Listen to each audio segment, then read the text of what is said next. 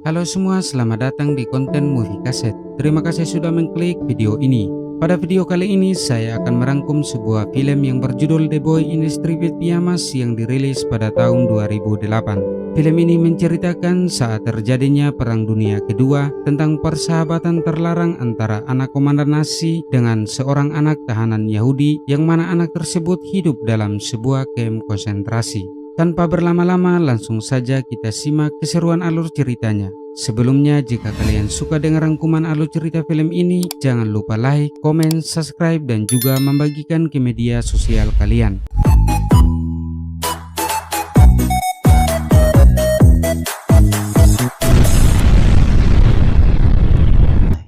Film ini berkisah pada tahun 1930-an saat Nazi masih berkuasa di Jerman, tentang seorang anak yang bernama Bruno berusia 8 tahun. Dia adalah anak dari kolonel tentara Nazi Kesatuan Waffen SS Divisi Totenkopf bernama Ralf. Mereka tinggal di jantung kota Berlin di Jerman. Bruno yang sedang asik bermain pesawat-pesawatan bersama ketiga temannya, Karl, Leon, dan Martin, kaget saat melihat rumahnya telah didekorasi sedemikian rupa. Bruno bingung dan segera masuk ke dalam rumah. Di dalam rumahnya nampak beberapa orang yang sedang mempersiapkan segala sesuatu untuk berpesta. Bruno bertanya kepada ibunya Elsa, ada apa gerangan? Elsa mengatakan bahwa pesta ini sebagai acara syukur karena ayah mereka Ralf naik pangkat dan dipromosikan untuk tugas yang baru dan tempat yang baru sekaligus sebagai acara perpisahan.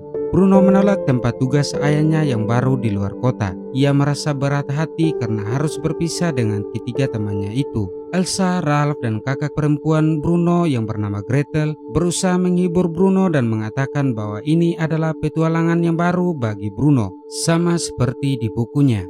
Bruno adalah anak yang sangat senang sekali membaca buku-buku tentang petualangan. Bruno mengikuti pesta itu dengan berat hati, namun perasaan Bruno terobati kala ia melihat kakek dan neneknya yang datang di acara pesta itu. Nenek mereka yang bernama Natalie sangat senang bertemu dengan cucu-cucunya. Natalie sangat bangga dengan Ralf yang memakai seragam dan pangkat yang baru. Natalie lantas membuat gurauan perihal Ralf semasa kecilnya. Ralf tidak senang dengan gurauan ibunya ini. Ia pun menegur ibunya dengan sinis, mengatakan kalau ibunya sebagai perusak pesta. Bahkan Ralf mengancam ibunya dengan mengatakan bahwa gurauannya ini bisa memberi ibunya masalah. Esok paginya, Bruno yang sedang asik bermain tembak-tembakan bersama ketiga temannya harus berpamitan karena ia akan segera berangkat. Bruno merasa berat hati meninggalkan rumah masa kecilnya itu. Bruno terus-menerus memandangi rumah itu sebelum pergi keluar. Mereka sekeluarga menempuh perjalanan dengan menaiki kereta api dan dengan perjalanan mobil selama 1 hari. Sampailah mereka di rumah baru itu. Bruno merasa tidak senang berada di dalam rumah yang ia anggap penjara itu. Di dalam kamar ia merasa jenuh dan bosan. Ia mencoba mengobrol dengan seorang pembantu yang bernama Maria, dan saat sedang asik mengobrol datanglah pria dengan seragam Waffen SS yang merupakan bawaan ayahnya. Ia bernama Letnan Kotler. Bruno merasa takut karena orang ini menatapnya dalam-dalam. Bruno yang merasa jenuh memanjati kursi dan melihat keluar jendela. Ia melihat ada bangunan yang mirip dengan peternakan atau perkebunan. Bruno tidak tahu bahwa bangunan itu adalah kamp konsentrasi Nazi untuk orang Yahudi. Bruno mengira itu adalah perkebunan. Bruno lantas meminta izin kepada ibunya yang ada di dapur untuk bermain bersama anak-anak di perkebunan itu. Elsa menyanggupi karena Elsa juga tidak tahu perihal kamp konsentrasi itu. Tiba-tiba masuklah seorang pria parubaya, memakai piyama bergaris-garis dan membawa sayur mayur. Bruno mengatakan kepada Elsa bahwa mereka semua yang ada di perkebunan memakai piyama seperti itu. Elsa heran dan menyuruh Bruno untuk kembali ke kamarnya. Saat hendak kembali ke kamarnya, Ralf memanggil Bruno dan mulai menanyai apakah Bruno merasa betah tinggal di sini. Dan Bruno menjawabnya tidak. Bruno lalu bertanya kepada Ralf mengapa orang-orang di perkebunan memakai piyama. Mulanya Ralf terdiam, namun akhirnya ia mengerti maksud dari perkataan Bruno, yaitu orang-orang Yahudi yang berada di kamp konsentrasi. Bukannya mengalihkan pembicaraan, Ralf malah berusaha menanamkan ideologi Nazi yang antisemit kepada Bruno. Beruntung Elsa datang dan menyuruh Bruno untuk membantunya di dapur. Elsa memberitahu Ralf bahwa orang-orang berpiyama dari perkebunan itu masuk di dapurnya. Elsa juga tidak tahu menahu mengenai kamp konsentrasi Nazi ini. Jendela kamar Bruno pun disegel oleh Ralf. Bruno yang merasa jenuh berusaha mengusir kebosanan dengan bermain catur sendirian. Namun hal ini justru membuat Bruno menjadi bosan. Maka ia pergi ke halaman dan bermain pesawat-pesawatan. Bruno melihat pintu yang menuju halaman belakang terbuka. Ia pun lalu mengendap-endap membuka pintu itu dan berjalan menuju halaman belakang. Tak disangka Elsa melihat Bruno dan menyuruhnya kembali untuk mencari permainan lain. Bruno lalu menemui ibunya yang menyulam dengan menggambar. Di sini Bruno menggambar orang-orang perkebunan yang bertani dan beternak dengan memakai piyama bergaris-garis. Esok paginya saat sarapan, Ralph memberitahu bahwa akan ada guru privat yang bernama Tuan List dan akan mengajari mereka 2 kali seminggu. Saat sementara makan, mata Bruno terus memperhatikan si Yahudi yang memakai piyama bergaris-garis sedang mengupas kentang. Selesai makan, Bruno melamun di bawah pohon. Ia lantas meminta tolong Kotler untuk membantunya membuat sebuah ayunan. Kotler membentak si Yahudi yang kebetulan ada di situ dengan kasar di depan Bruno dan menyuruhnya untuk membantu Bruno mencari bahan bekas di gudang belakang guna membuat sebuah ayunan. Saat si Yahudi sedang mencari bahan, Bruno melihat sebuah jendela yang menghubungkan antara gudang dan di luar rumah. Ayunan sudah jadi. Bruno pun bermain ayunan. Bruno melihat ada kepulan asap berwarna hitam yang berbau tidak sedap. Bruno berusaha melihat asap itu dengan berdiri di atas ayunan, namun ia terjatuh dan terluka. Si Yahudi menolong Bruno, membawanya ke dapur untuk diberikan obat P3K. Bruno heran dengan si Yahudi yang bisa mengobati luka ini, padahal ia adalah seorang pengupas kentang. Bruno pun bertanya siapa namanya, dan ia menjawab namanya adalah Pavel. Ia dulu adalah seorang dokter. Bruno tidak percaya bahwa Pavel adalah seorang dokter. Pavel menjelaskan bahwa ia dulunya adalah dokter dan karirnya tamat saat ia dikirim ke sini. Pavel bertanya apakah cita-cita Bruno, dan Pavel pun mencoba menebak cita-cita Bruno yang ingin menjadi penjelajah. Bruno kaget karena Pavel mengetahui cita-citanya. Tiba-tiba Elsa yang baru saja pulang dari berbelanja dan kaget melihat kaki Bruno yang sedang diperban. Ia meminta Bruno untuk masuk ke dalam kamarnya dan mengucapkan terima kasih kepada Pavel. Datanglah guru privat mereka yang bernama Mr. List. Ia ingin mengajarkan ideologi Nazi yang antisemit kepada Bruno dan Gretel. Mr. List meminta Bruno untuk menghentikan membaca buku-buku petualangan fiksi dan mulai dengan membaca buku filsafat antropologi. Bruno pun membaca buku ini yang begitu tebal hingga membuatnya jenuh. Bruno lantas berlari menuju gudang belakang, memanjat jendela dan berhasil keluar dari kungkungan rumah itu. Ia berlari hingga menemukan ada sebuah kamp konsentrasi Nazi yang ia kira sebagai perkebunan. Bruno heran melihat bangunan yang dipagari dengan kawat berduri dan dijaga ketat oleh para tentara Nazi. Ia melihat seorang anak laki-laki sedang duduk menyendiri di pagar kawat itu. Ia pun memberanikan diri untuk maju dan memperkenalkan diri. Anak ini bernama Samuel. Bruno heran dengan nama anak ini yang sangat aneh didengar. Bruno iri pada anak ini karena di dalam camp ia mempunyai banyak teman untuk diajak bermain. Bruno sama sekali tidak tahu bahwa itu adalah camp konsentrasi Nazi. Samuel bertanya kepada Bruno apakah ia membawa makanan. Samuel tampak kelaparan. Sayangnya Bruno tidak membawa makanan. Samuel berusia 8 tahun, sama seperti Bruno. Bruno pun bertanya kepada Samuel apa maksud dari nomor-nomor baju pada piyama yang dikenakan Samuel. Samuel mengatakan bahwa itu adalah nomornya dan bukan merupakan bagian dari suatu permainan seperti yang disangka oleh Bruno. Tiba-tiba peluit berbunyi. Samuel pamit undur diri dengan mendorong gerobak meninggalkan Bruno yang masih terheran-heran dengan perkebunan aneh ini. Di rumah, Gretel mulai menunjukkan perubahan. Seluruh kamarnya dipasangi poster Adolf Hitler dan gambar-gambar lambang swastika Nazi. Gretel mengatakan kepada Bruno bahwa sekarang sudah tidak lagi harus bermain boneka karena itu merupakan permainan anak-anak. Gretel telah menjadi seorang gadis yang sangat patriotis pada Nazi di usia yang baru 12 tahun mengikuti jejak ayahnya.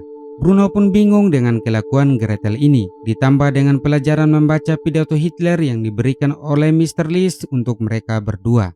Siang itu Elsa akan pergi berbelanja ke pasar. Bruno memanfaatkan waktu ini untuk menemui Samuel di kamp konsentrasi sambil membawa roti. Bruno bertanya kepada Samuel yang sedang makan roti dengan lahapnya, mengapa mereka memakai piyama tiap hari. Samuel menjawab bahwa mereka sudah tidak lagi mempunyai baju selain baju itu karena baju-baju mereka dirampas oleh para tentara. Bruno menjawab balik Samuel dengan mengatakan bahwa ayahnya juga adalah seorang tentara, tetapi bukan tentara yang suka mengambil baju orang tanpa alasan. Bruno membanggakan ayahnya sebagai seorang tentara dengan jabatan penting yang ingin membangun dunia yang lebih baik baginya dan bagi anak Jerman lainnya. Bruno bahkan secara terang-terangan dan dengan keyakinan tinggi mengatakan kepada Samuel bahwa ia sangat menyukai tentara Nazi seperti ayahnya. Samuel hanya terdiam dan termangu mendengar perkataan Bruno ini. Bruno lantas bertanya lagi kepada Samuel apa yang mereka bakar di cerobong karena baunya sangat tidak sedap, dan Samuel menjawab tidak tahu karena ia dilarang oleh tentara untuk pergi ke area itu.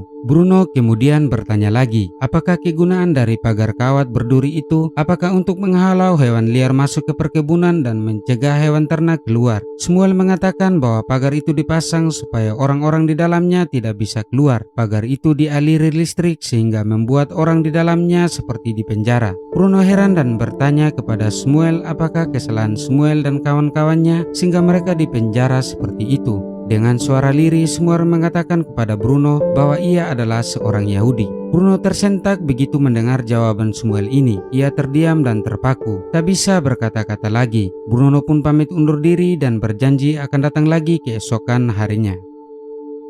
Di rumah, ibunya pulang dari berbelanja dan masuk menuju kamar Gretel. Elsa heran melihat kamar Gretel yang berbau Hitler dan Nazi. Malam itu Ralf mendapati kabar melalui telepon bahwa ibunya yang bernama Natalie tadi tak bisa datang berkunjung karena sedang sakit. Ralf mengatakan kepada ayahnya untuk tetap datang tanpa ibunya dan ia menunggu kedatangan mereka. Bruno dan Gretel yang sedang bermain catur sangat senang mendengar bahwa kakek mereka akan datang mengunjungi mereka di rumah baru itu. Bruno lalu bertanya kepada ayahnya perihal cerobong yang mengeluarkan kepulan asap hitam dan berbau busuk. Ralf mengatakan bahwa mereka sedang membakar sampah. Bruno yang saat itu akan kalah dari permainan catur dibantu oleh ayahnya sehingga Gretel kalah. Gretel sangat emosi dan meluapkan kemarahan pada ayahnya yang membantu Bruno karena itu tidak adil. Elsa menenangkan Gretel dan mengatakan bahwa itu hanyalah sebuah permainan saja. Saat akan tidur, Elsa mempertanyakan mengenai guru pribadi yang dibawa oleh Ralf yang membuat Gretel menjadi berubah.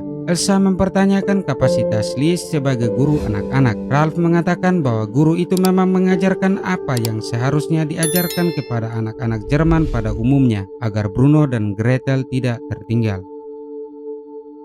Esok paginya Bruno dan Gretel sedang belajar bersama Mr. List. Gretel membaca pidato Hitler yang berisi seruan untuk memusnahkan bangsa Yahudi dan sangat penuh dengan propaganda kebencian untuk Yahudi, di mana Yahudi dianggap sebagai penyebab kehancuran bangsa Jerman. Bruno menyela Gretel dengan mengacungkan tangan dan mengajukan interupsi kepada Mr. List. Bruno mengatakan bahwa ajaran ini tidak masuk akal dan pasti ada orang Yahudi yang baik di dalam dunia ini. Mr. List menjawab Bruno dengan sinis. Jika Bruno berhasil menemukan Yahudi yang baik, maka Bruno adalah penjelajah terhebat di dunia.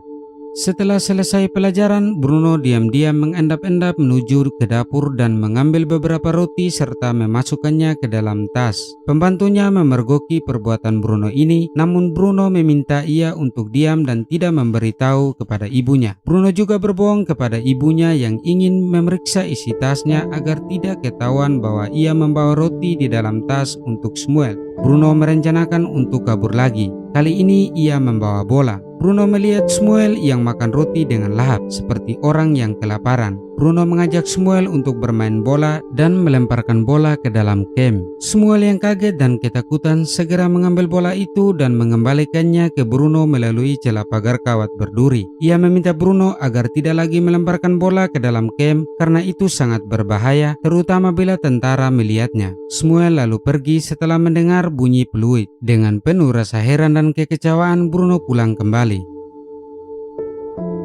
Di pintu halaman belakang, Elsa memergoki Bruno, namun Bruno berkelit dengan mengatakan bahwa bolanya terlempar keluar dan ia berusaha mengambilnya. Elsa lantas mencium bau busuk. Letnan Kotler tersenyum kepada Elsa dan melontarkan gurauan seputar gas kamar. Elsa terkejut saat mendengar perkataan Kotler itu. Kotler yang sadar bahwa ia salah berbicara menunjukkan gelagat salah tingkah dan segera bergegas masuk rumah. Malamnya Elsa bertengkar hebat dengan Ralph. Elsa sangat kecewa dengan Ralph yang ternyata adalah seorang kolonel dari tentara Waffen SS Divisi Totenkopf. Jabatan Ralph ini merupakan divisi yang khusus untuk membantai Yahudi. Elsa sangat kecewa karena Ralph menyembunyikan pekerjaan profesinya ini dari dirinya. Ralph pun berkelit bahwa hal ini dilakukan demi kebaikan Jerman, kebaikan dirinya, kebaikan Bruno dan Gretel, dan merupakan bagian dari perang. Elsa pun menangis mendengar hal ini. Bruno membuka pintu dan melihat pertengkaran kedua orang tuanya yang hendak memberitahu bahwa ayah Ralph telah datang. Malam itu ayah Ralph datang berkunjung dan mereka makan malam bersama yang juga dihadiri oleh Letnan Kotler. Ralph melihat Elsa yang tidak nafsu makan dan dengan mata yang sembab. Bruno bertanya tentang neneknya yang sedang sakit kepada kakeknya itu. Ayah Ralph mengatakan kepada Ralph bahwa ibunya benar-benar sakit dan bukan berpura-pura sakit. Di sini Kotler menegur Bruno yang tidak menyukai pelajaran sejarah yang diberikan oleh guru mereka. Kotler membanggakan ayahnya yang merupakan seorang profesor kesusastraan Jerman. Kemudian ayah Ralph lalu bertanya di manakah ayah dari Kotler sekarang, dan Kotler menjawab tidak tahu. Ralph pun heran dengan jawaban bawahannya ini. Ia menuding ayah Kotler adalah pengkhianat negara yang tidak mengikuti kebijakan pemerintah dan yang membelot kepada sekutu karena kabur ke Swiss. Kotler yang merasa terpojok oleh pernyataan Ralph yang merupakan komandannya ini melampiaskan kekesalannya kepada Pavel yang secara tidak sengaja menumpahkan anggur pada gelas Kotler. Elsa menangis melihat Kotler memukuli Pavel sementara ekspresi wajah Ralph biasa saja sambil meneruskan makannya. Saat akan tidur, Bruno bertanya kepada Gretel atas perbuatan Kotler yang memukuli Pavel. Gretel memberitahu Bruno bahwa orang Yahudi pantas menerimanya. Bruno pun menangis mendengar jawaban Gretel mengingat kejadian di ruang makan tadi. Gretel mulai menjelaskan mengenai tempat yang selama ini disangka Bruno sebagai perkebunan. Gretel mengatakan bahwa tempat itu adalah sebuah kamp konsentrasi Nazi untuk orang Yahudi. Mereka merupakan musuh negara, musuh Jerman, dan juga merupakan musuh bersama. Gretel mengajari adiknya itu paham antisemit Nazi. Gretel juga memberitahu Bruno bahwa mereka harus bangga mempunyai ayah mereka seperti Ralph, seorang tentara Waffen SS, karena mereka akan membangun Jerman yang menjadi lebih besar. Bruno lalu membayangkan Samuel yang ia kenal selama ini dan membandingkannya dengan ideologi serta perkataan-perkataan antisemit yang ia dapatkan dari Ralph, Gretel, dan Mr. List, yaitu mengenai Yahudi yang harus dibasmi dan Yahudi yang bukan manusia.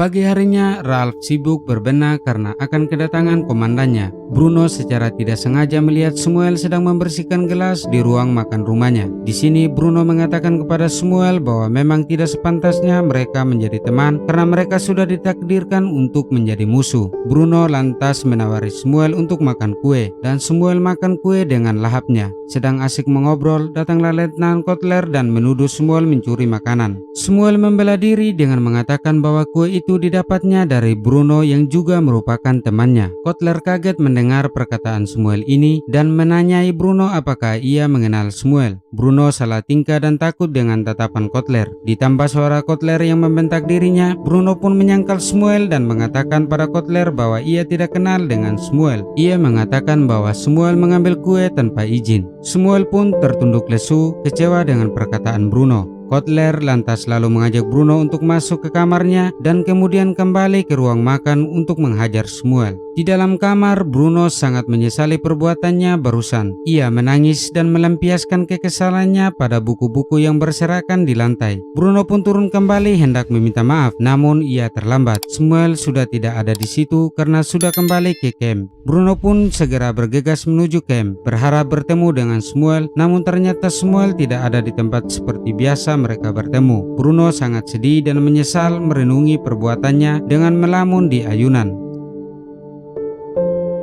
Siangnya datanglah iring-iringan tentara Nazi yang ternyata adalah atasan Ralph. Mereka menonton tayangan film mengenai kehidupan orang-orang di dalam kamp konsentrasi. Bruno ikut menonton dengan mengintip dari jendela atas. Bruno bertambah bingung karena di dalam tayangan film itu diperlihatkan suasana kamp yang sangat gembira ria, layaknya orang piknik, di mana orang-orang di dalam kamp sedang bermain sepak bola, sedang berpesta dan bercanda ria bersama anak-anak.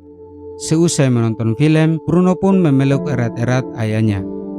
Scene berikutnya, Bruno diperlihatkan hendak bersiap lagi untuk kabur ke camp dengan harapan ia menemui Samuel. Ia membawa raket tenis dan dikejutkan oleh kedatangan Letnan Kotler yang memakai seragam dinas Waffen SS yang lengkap. Kotler berpamitan kepada Bruno karena ia dipindah tugaskan di garda depan untuk melawan sekutu. Bruno yang sampai di camp dikecewakan dengan tidak hadirnya Samuel selama 3 hari berturut-turut. Pada hari keempat, ia mencoba lagi datang ke camp dan ia pun melihat Samuel sedang duduk di tempat biasa. Samuel tertunduk lesu dan saat ia mengangkat wajahnya, Bruno kaget dengan wajah Samuel yang lebam dan penuh luka berdarah karena dipukul oleh Kotler dan tidak diobati. Bruno meminta maaf kepada Samuel dan mulai menyadari ternyata film yang ia tonton itu hanyalah kebohongan saja. Bruno berharap agar Samuel masih menganggapnya sebagai teman dan Samuel pun menyanggupinya. Keesokan harinya Ralph mendapat kabar bahwa ibunya Natalie meninggal dunia. Maka mereka pun kembali ke Berlin untuk menghadiri pemakaman Natalie. Di sela pembacaan doa oleh pastor, Elsa melihat kartu ucapan belasungkawa bertuliskan Von dem Führer, yang berarti hanya untuk Führer atau Hitler. Dalam situasi tersebut, Elsa berusaha membuang kartu itu namun dicegah oleh Ralph.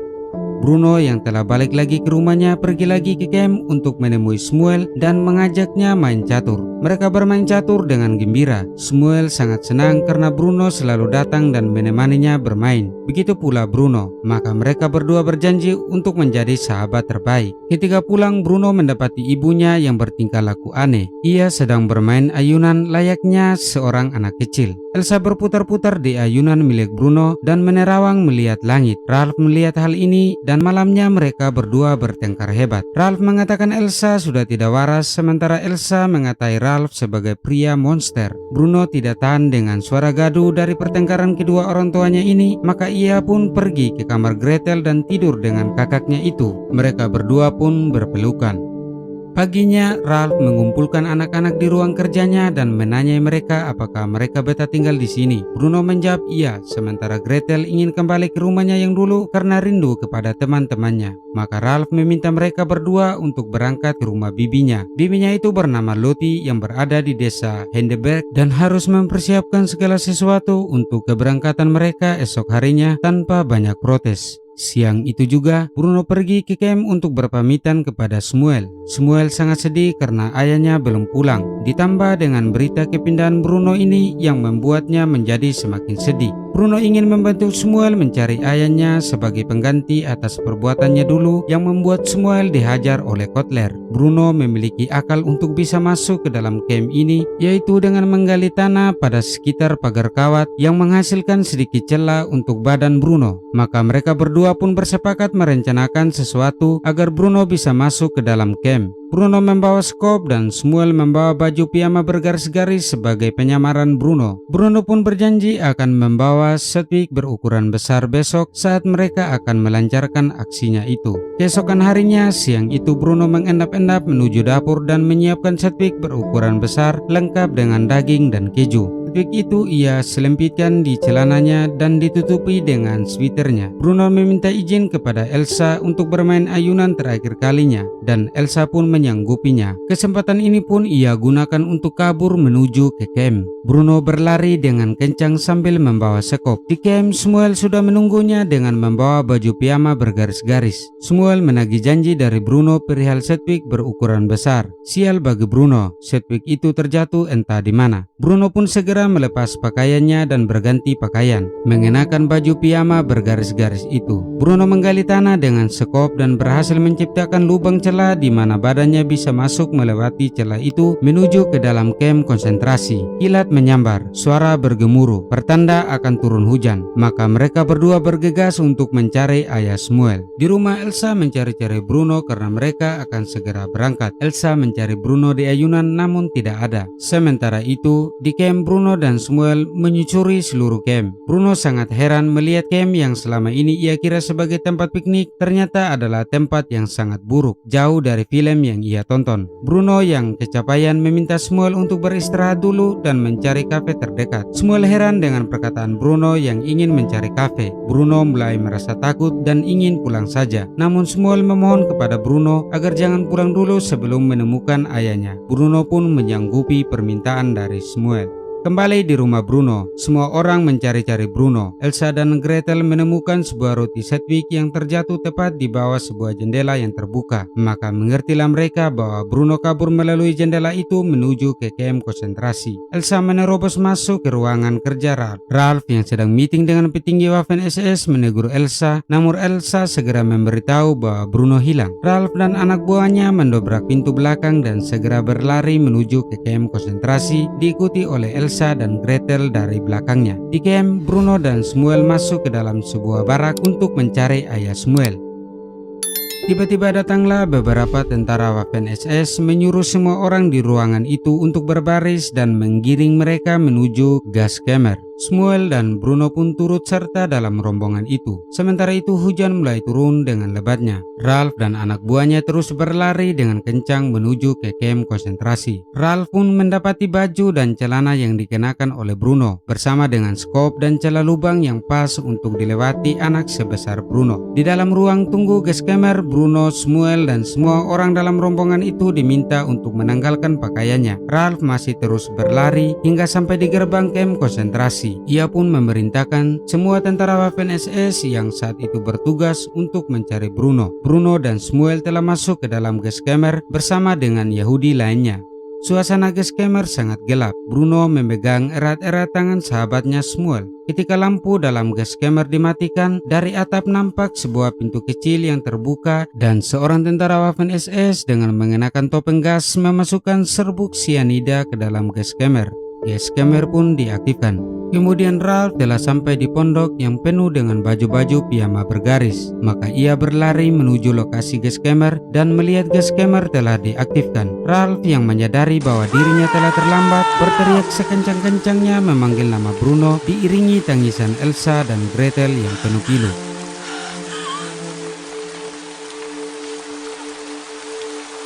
Dan film pun tamat.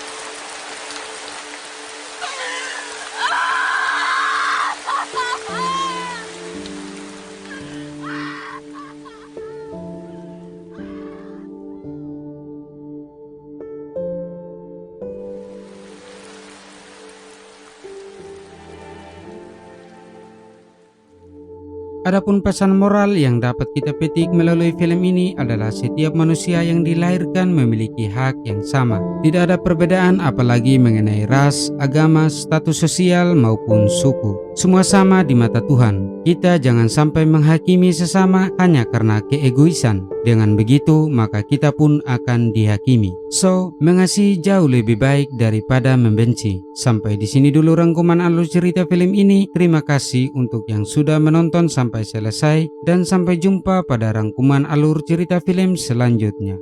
Bye-bye.